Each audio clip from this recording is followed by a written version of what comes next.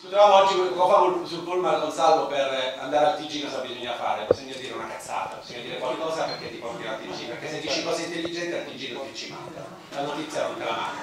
Se dici che questa legge sui rimborsi elettorali è una truffa, l'ennesima truffa, nessun giornale la ricorda. Devi alzare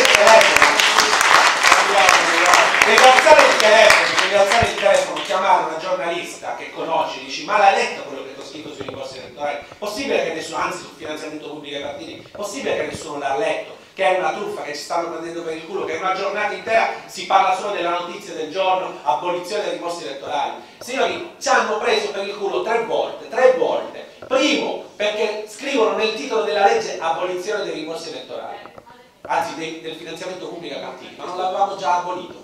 L'hanno scritto pure nel titolo della legge, neanche il pudore di nasconderlo, tra le righe l'hanno scritto nel titolo, abolizione del finanziamento pubblico ai partiti.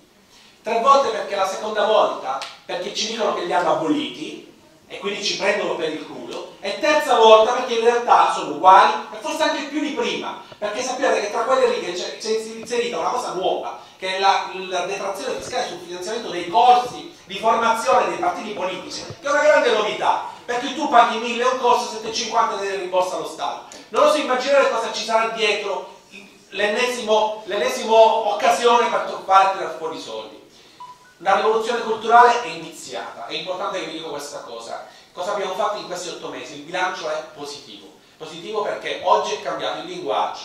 Comunque ci sono dei temi che sono all'attenzione di tutti. Se si parla dei rimborsi elettorali e del finanziamento pubblico a partire, se sono costretti a parlarne, a fare le finte ma a parlarne, è perché qualcuno in questi anni gli ha rotto le palle. Se sono costretti a parlare di legge elettorale, prima ancora della Corte Costituzionale, è perché qualcuno gli ha rotto le palle con le raccolte firme, con tutti i giorni. Se si parla di reddito di cittadinanza, signori, nelle campagne elettorali tutti parlavano di reddito di cittadinanza. Noi avevamo introdotto questo tema e per tutti sì, effettivamente, non è una novità, state scoprendo l'acqua calda, noi lo portiamo avanti da 20 anni, queste le parole di Sell, se vi ricordate, è un tema, poi dopo, quando è iniziato il mandato elettorale, se ne sono scordati.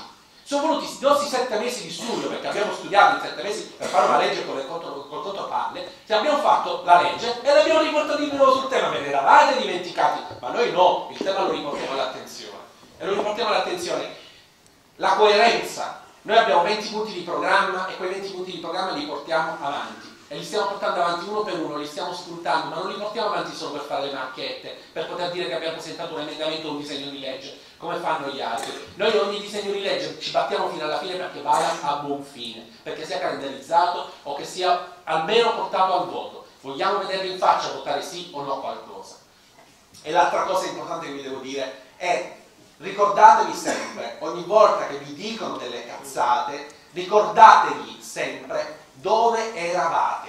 Quando vi dicono lo Stato, la burocrazia, sì, ma voi dove eravate prima? Chi è che ha portato lo Stato in questa situazione? Quando vi vengono a parlare della burocrazia oppure dei costi della politica o della legge elettorale da cambiare o l'assessore che parlava del dissesto idrogeologico o del disastro, perché chi le ha fatte le leggi? Chi c'era? Chi c'era prima a governare? Se da 34 anni che ci sono delle persone tipo la Finocchiara che da 34 anni che è là dentro, 34 anni. Quindi loro stessi sono gli artefici della situazione in cui ci troviamo e pretendono pure di trovare le soluzioni. Questo dobbiamo fare chiaro.